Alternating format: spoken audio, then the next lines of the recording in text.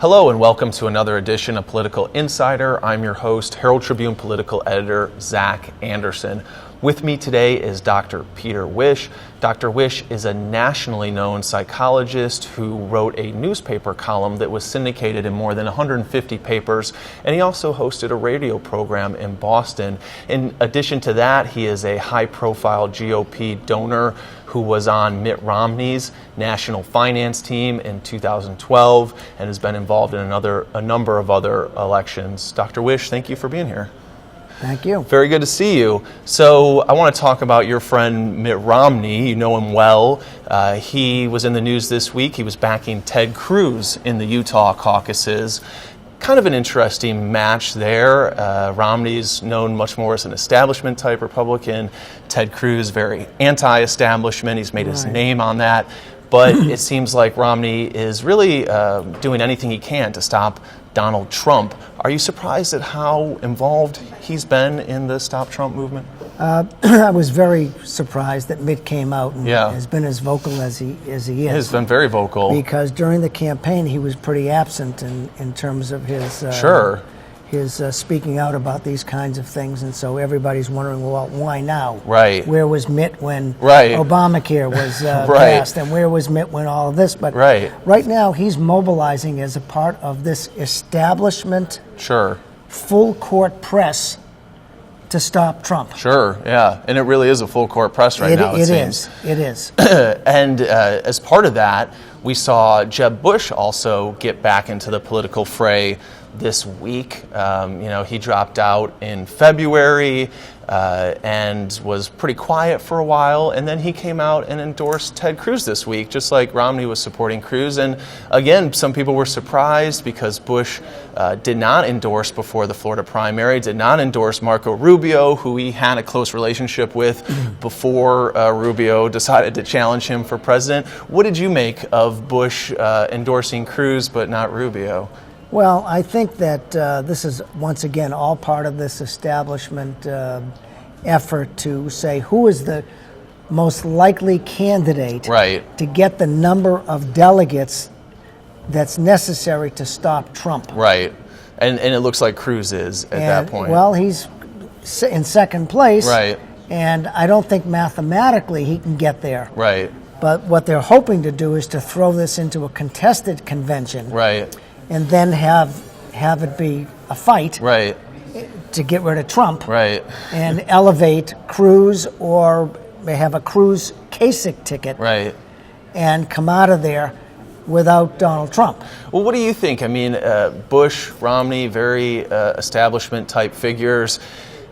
Some people would wonder if it really even helps Cruz in this really anti-establishment type year to have these guys behind him. Obviously, he wouldn't have accepted their endorsements if he didn't think it helped him somewhat. What are your thoughts? Does this really make a difference?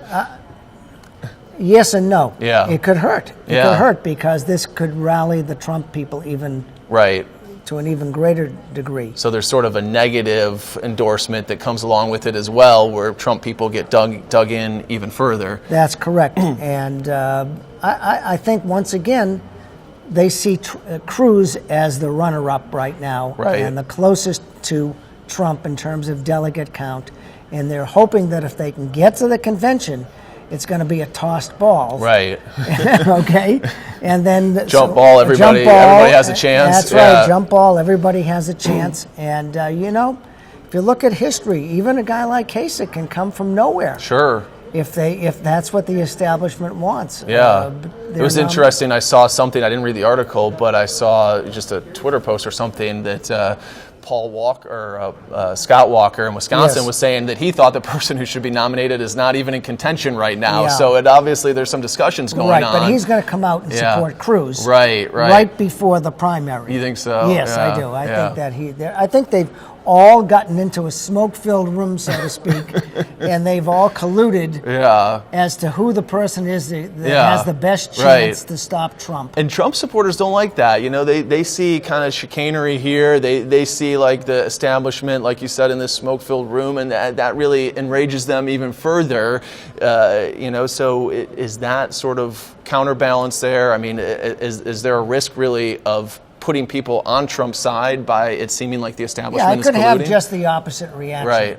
And what will happen is if Trump gets to the convention and is a few delegates shy of that nomination, and they deny him that nomination, this could fracture the Republican Party. This could really hurt it badly. You think so? Yeah, there'll be a major fight. I don't think there's going to be riots, physical riots, but there will be some serious walkouts and protests and.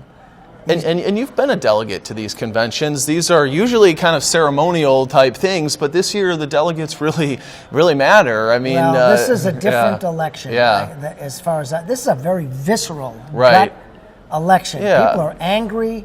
They feel disenfranchised. They feel alienated. You know, we can go into all the sociological reasons. Well, let's talk about that. You're a psychologist. You're a nationally recognized psychologist. The psychology of this election, you think that it's really just a gut election versus more people making these intellectual decisions, that people are really kind of voting with who they think is strong, who they think is powerful, what is the dynamic? I think people always vote with their gut. Okay? They don't vote with their brain. And this time, this is almost all gut because of the anger out there. And you have a lot of blue-collar Democrats, the Reagan Democrats.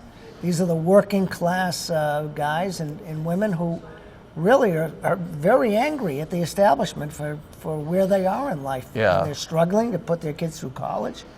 They have loans. Their houses are not worth what they were worth. And they're feeling very left out of the process. So when there is this overriding sense, this overriding anger, do you think there's anything can stop it? I mean, what's your gut sense right now of whether this whole Stop Trump movement really has much of a chance? Well, I don't know, to tell you the truth. I'm a little confused about the whole thing myself.